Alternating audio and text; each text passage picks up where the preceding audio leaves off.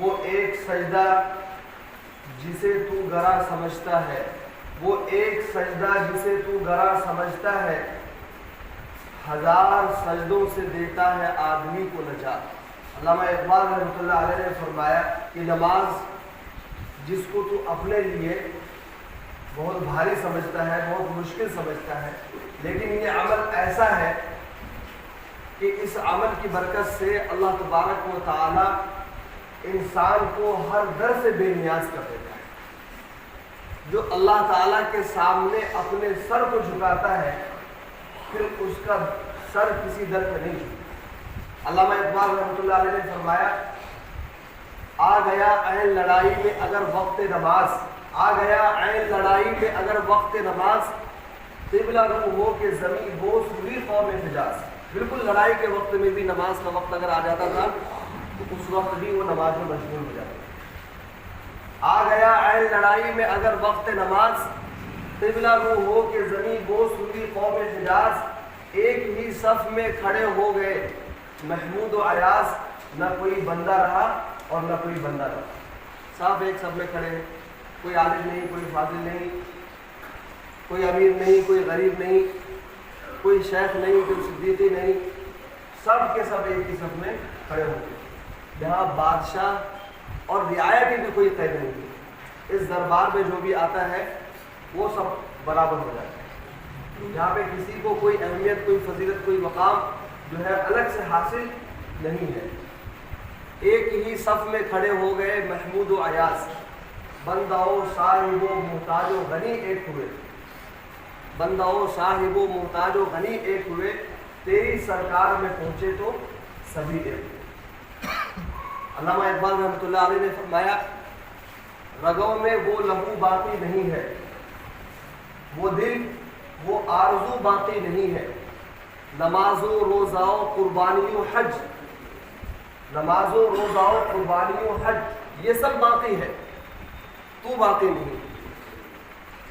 جتنے بھی اعمال اللہ رب العزت نے فرض فرمائے ہیں ان کے اندر وہ صلاحیتیں پہلے سے موجود ہیں اور آج بھی موجود ہیں، پہلے بھی موجود تھی اور آج بھی موجود ہے، بس ہمارے اندر وہ روح، وہ اسپرٹ موجود نہیں ہے جو صحابہ کرام رضوان اللہ تعالی اجمعین کے اندر موجود تھی۔ اس لیے ہمارے اعمال میں وہ برکت نہیں آ پاتی جو برکت صحابہ کرام کے اعمال سے پیدا ہوتی۔ اس لیے ہم کو اپنے اعمال کو درست کرنے کی ضرورت ہے۔ غور کرنے کی بات ہے کہ اللہ رب العزت نے اس امت کو بہت ساری نعمتیں عطا فرمائی اور بہت سارے احسانات اللہ رب العزت نے اس امت پر کیے، بہت سارے تحفے اللہ رب العزت نے اس امت کو عطا فرمائے، اور اکثر و بیشتر تحفے جو اللہ رب العزت نے اس امت کو عطا فرمائے جو بہت ہی بیش بہا اور سدا بہار تحفے ہیں،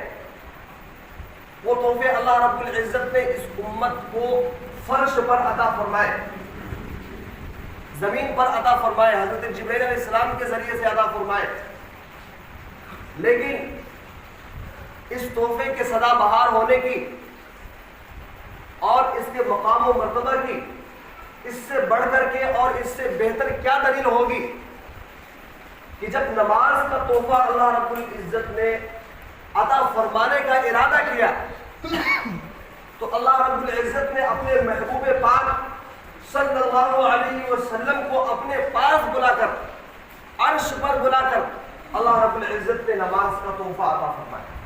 سارے تحفے اللہ رب العزت نے فرش پر عطا فرمائے، لیکن نماز کا تحفہ اللہ رب العزت نے عرش پر بلا کر کے عطا فرمایا۔ گویا کہ نماز یہ عرشی تحفہ ہے۔ کسی بزرگ کا قول ہے الصلاۃ معراج المؤمنین، یہ حدیث نہیں ہے، بہت سے لوگ حدیث کے نام سے اس کو بیان کرتے ہیں، خاص طور پر ہمارے جماعت کے جو احباب ہیں حدیث کے نام سے بیان کرتے ہیں، یہ حدیث تو نہیں ہے لیکن کسی بزرگ کا قول ہے اور صحیح ہے۔ نماز مومن کی معراج ہے۔ حضور پاک صلی اللہ علیہ وسلم اپنے جسم اطہر کے ساتھ ہوش و حواس میں حقیقی حالت میں معراج پر تشریف لے گئے تھے۔ ہمارے اور آپ کے لیے ممکن نہیں ہے، لیکن اگر ہم اللہ تبارک و تعالیٰ سے ملاقات کرنا چاہتے ہیں، ہم اللہ تبارک و تعالیٰ سے بات کرنے کا شرف حاصل کرنا چاہتے ہیں، تو اس کے لیے وہی تحفہ ہے جو معراج پر اللہ رب العزت نے عطا فرمایا تھا، اور وہ نماز ہے، وہ نماز کا تحفہ ہے۔ اور ایک بات اور عرض کروں، معراج کا مطلب ہوتا ہے سیڑھی۔ سیڑھی یا زینہ انسان کے اوپر پہنچنے کا ذریعہ ہوتا ہے، ترقی کرنے کا ذریعہ ہوتا ہے۔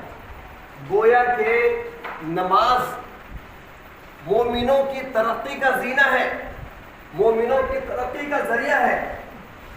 اگر ہم نماز کی پابندی کریں گے، اس کا اہتمام کریں گے، تو اللہ رب العزت ہمیں اس دنیا میں بھی ترقی عطا فرمائے گا، اور جنت میں بھی اللہ رب العزت یقیناً ترقی عطا فرمائے گا۔